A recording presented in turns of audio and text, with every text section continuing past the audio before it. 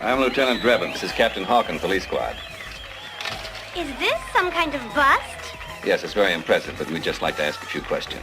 Well, I'm Captain Frank Drebin. I understand you had a pretty rough time. yeah, it was pretty bad. Cigarette? Yes, I know.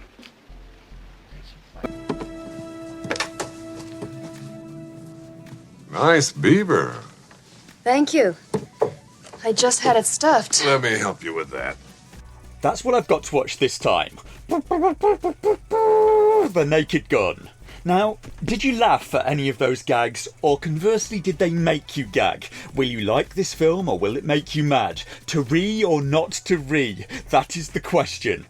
I really like Police Squad and Airplane, so I was a bit worried going into this film because it's yet another remake. When I started to watch this movie, I didn't exactly have high hopes, and then I surprisingly found myself laughing quite a lot. Probably the most I have in a film in quite a long time.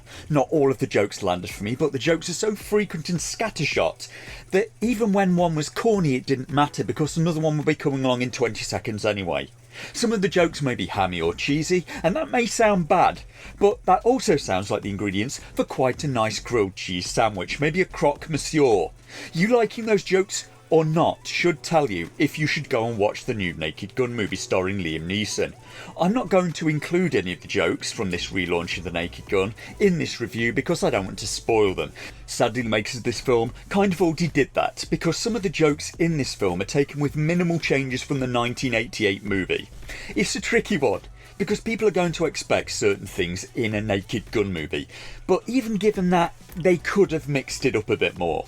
It's kind of a soft relaunch, but one thing I did notice is that the humour maybe went a bit more blue than is usual for a Naked Gun movie. They swapped in Liam Neeson instead of Leslie Nielsen, playing Frank Drebin's son, Frank Jr. I know, boy, does he have some big boots to fill. Even if I did like him in the movie Krull. Anyone remember Krull? Anybody at all? Just me then. Left alone once again with the uncomfortable silence of YouTube. And so far, Liam Neeson for me doesn't quite have the same gift for comedy that Leslie Nielsen had. He can do the straight man part, but he doesn't really do the little facial expressions that could make even quite bad material funny. Liam Neeson plays it entirely straight, more like Leslie Nielsen in Police Squad than Leslie Nielsen in The Naked Gun. I quite like the whole cast, and the movie was a bit of a pleasant surprise, because when I see the movie also stars Pamela Anderson, yeah, I saw her in Barbed Wire. That film was shocking. I mostly see her name and think of that, or Baywatch. I don't think of her as being a great actress, but she kind of does okay in this film. She may have finally found the perfect role for herself, and it only took 35 years of acting. She's playing a very similar role to Priscilla Presley in the 1988 film, including having some of the exact same jokes. And credit to her, she really does go for it in this role. Call me a soppy romantic if you must, but I also kind of like the story of her and Liam Neeson starting a real-life relationship after this movie. I also kind of respect her recent push for growing old gracefully in a Hollywood where plastic surgery is sadly common, and I kind of hate it. Do I even have to explain why? I'll try. At award shows like the Oscars, they frequently give gift bags out to attendees. In 2023, there's reportedly included free plastic surgery. This is an actress from yesteryear called Kim Novak. I mostly remember her for the 1958 movie Bell, Book and Candle. Hope we can agree she was a very striking woman. This is a recent picture of her. Hollywood has a habit of taking healthy, attractive, natural looking women and making them look really ill. And after every surgery, they just end up looking more and more like Michael Jackson.